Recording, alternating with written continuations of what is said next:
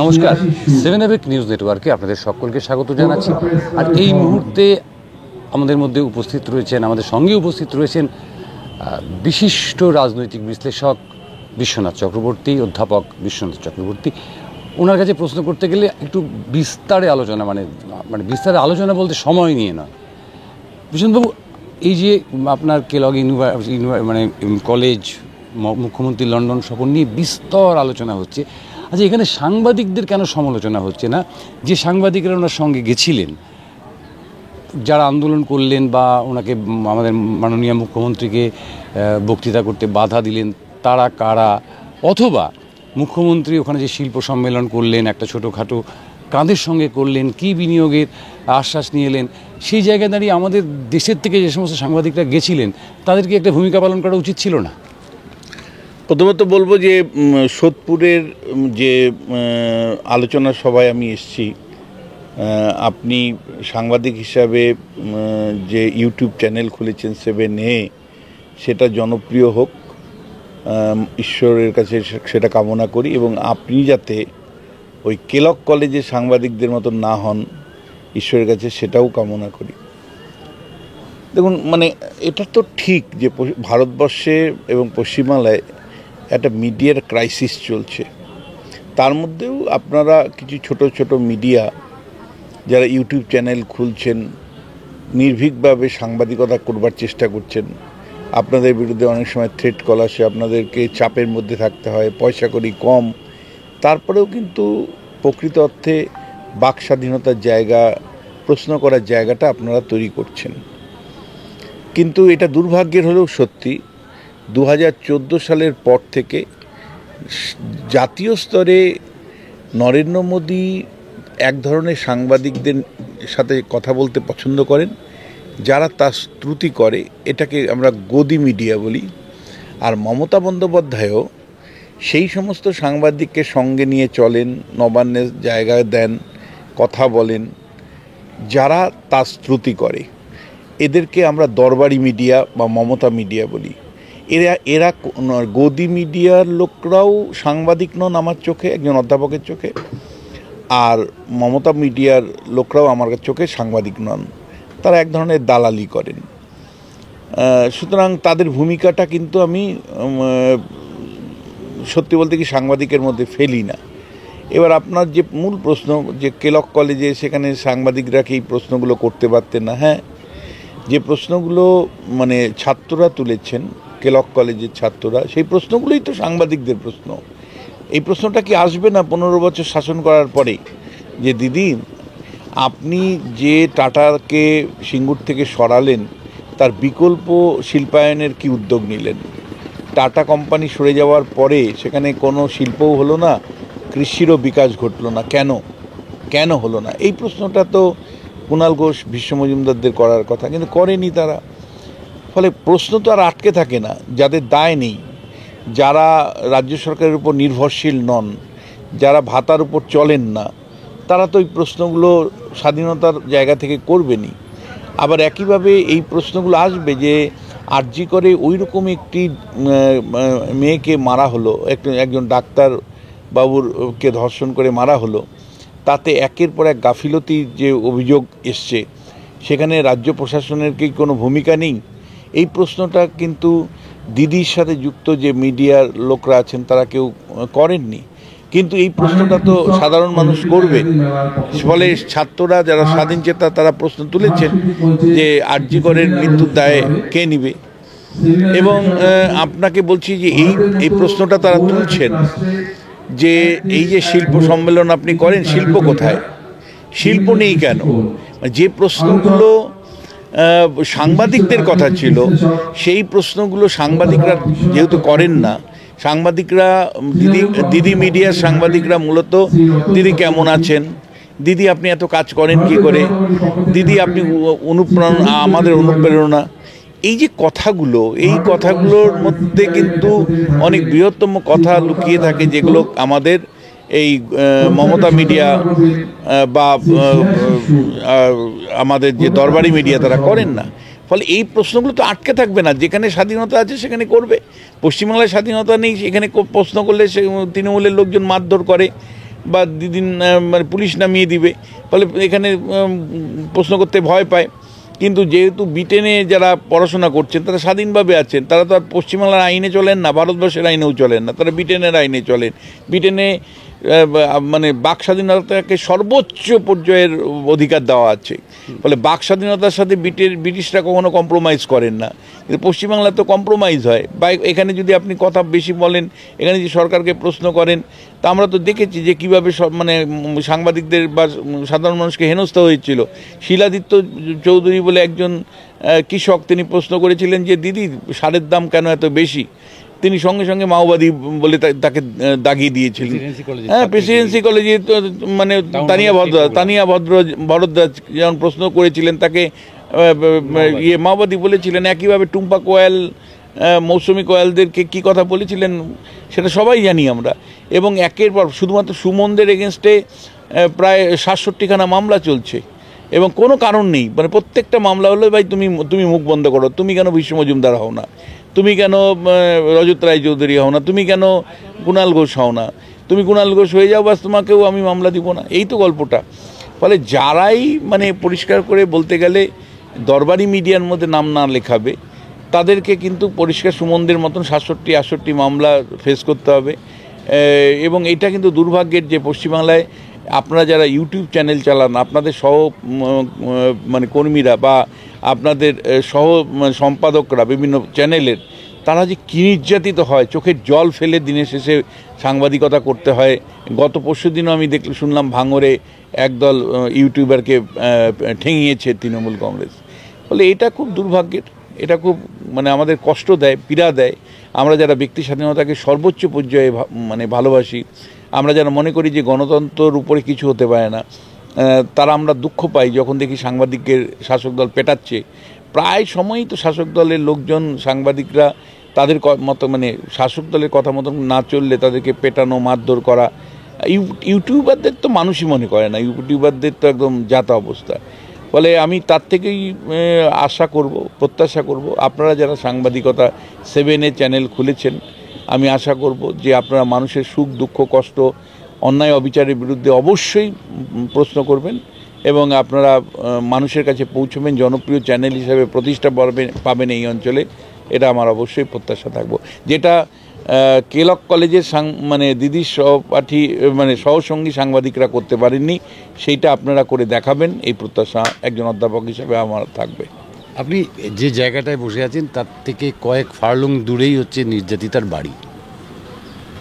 আপনি উল্লেখ করলেন যখন সেই সূত্র ধরেই এই কোয়েশ্চেনটা করছি যে আপনার কি কোথাও মনে হয় না যে একটা দ্বিচারিতা চলছে? এখন CFSL রিপোর্ট বলছে যে সেই রিপোর্টে মানে নির্যাতিতার শরীর থেকে যে নমুনা সংগ্রহ করা হয়েছিল, সেই নমুনায় যেমন সঞ্জয় রায়ের নমুনা পাওয়া গেছে, সেরকম আরও 3 জনের পাওয়া গেছে, এবং মানে অবাক করে দিয়ে একজন মহিলার মানে এও পাওয়া গেছিল, নমুনাও পাওয়া গেছে বলে তারা রিপোর্ট দিচ্ছেন।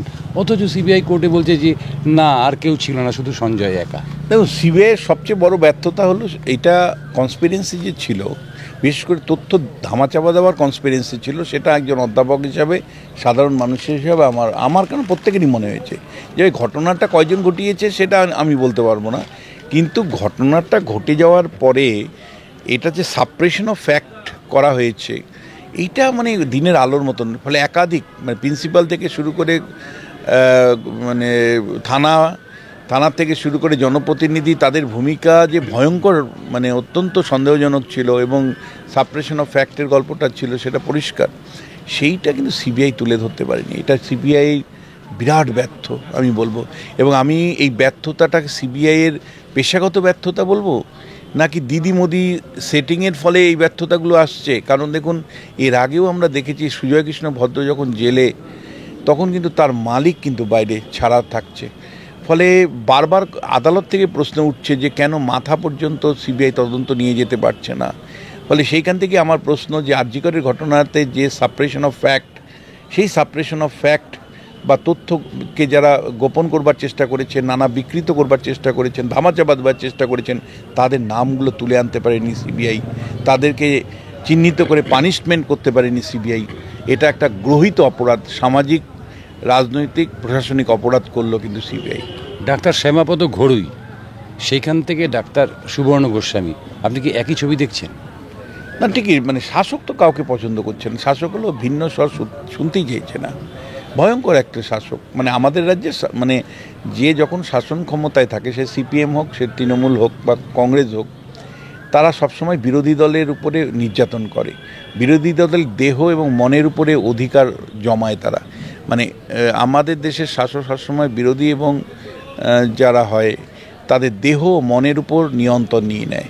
ফলে দেহ ও মনের উপর নিয়ন্ত্রণ নেওয়ার আমাদের যেখানে রেওয়াজ, সেখানে মানে সামান্যতম শাসকের বাইরে যারা কথা বলবেন, সে আপনি ইউটিউবার হতে পারেন, আমি একজন অধ্যাপক বিশ্বনাথ চক্রবর্তী হতে পারি, আরেকজন শ্যামাপত ঘড়ি হতে পারেন, বা সুবর্ণবাবু হতে পারেন, মানে তাকে তো মানে শান্তিতে থাকতে দিবে না।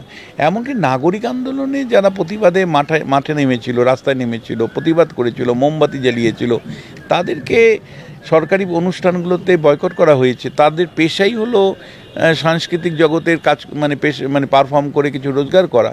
ফলে যিনি গায়ক তিনি ডাক পাননি, যিনি নাট্যকার তিনি ডাক পাননি, যিনি বাচিক শিল্পী তিনি ডাক পাননি, যিনি ইনস্ট্রুমেন্টাল বাজায় তাকে ডাক দেওয়া হয়নি। ফলে তৃণমূল কংগ্রেস একটা ভয়ঙ্কর শক্তি। এই ভয়ঙ্কর শক্তি মানে গণতন্ত্র, আর যাই হোক, গণতন্ত্রের পক্ষে বিপজ্জনক। ফলে এই বিপজ্জনক শক্তি মানে পশ্চিমবাংলায় রয়েছে। এর আগেও বিপজ্জনক শক্তি হিসাবে সিপিএম ছিল। আরেকটা মানে দুর্ভাগ্যের হলেও সত্যি যে সেটা হলো ধর্মীয় রাজনীতির উপর ভিত্তি করে আরেকটা বিপজ্জনক শক্তি বিরোধী রাজনীতিক থেকে আছে। ফলে পশ্চিমবাংলার মানে কথা বা ভারতবর্ষের এই মুহূর্তে যদি বলা যায়, একটা ক্রাইসিস অফ ডেমোক্রেসি পরিষ্কার দেখতে পাচ্ছি। সেখান থেকেই আপনাদের মতন ইউটিউবারদের প্রতি আমার বিরাট আস্থা, আশা, আকাঙ্ক্ষা এবং প্রত্যাশা যে ছোট ছোট জায়গা থেকে আপনারা যদি আন্দোলন মানে প্রতিবাদগুলোকে তুলে ধরেন, মানুষের দুঃখ কষ্টগুলোকে তুলে ধরেন, একটা অল্টারনেটিভ মিডিয়া হিসেবে নিজেদের ভূমিকা পালন করতে পারেন। হয়তো কষ্ট হতে পারে, হয়তো শফিকুলের মতন জেল কাটতে হতে পারে, হয়তো রোজিনার মতন অত্যাচারিত হতে পারে, কিন্তু তারপরেও যদি আপনি নিজেকে সমাজের জন্য অন্তত কিছু করতে চান একজন সাংবাদিক হিসাবে, তাহলে আমি বলবো নির্ভীকভাবে অন্যায়, অত্যাচার যেখানেই শাসক দল করছে সেগুলো প্লিজ তুলে ধরুন।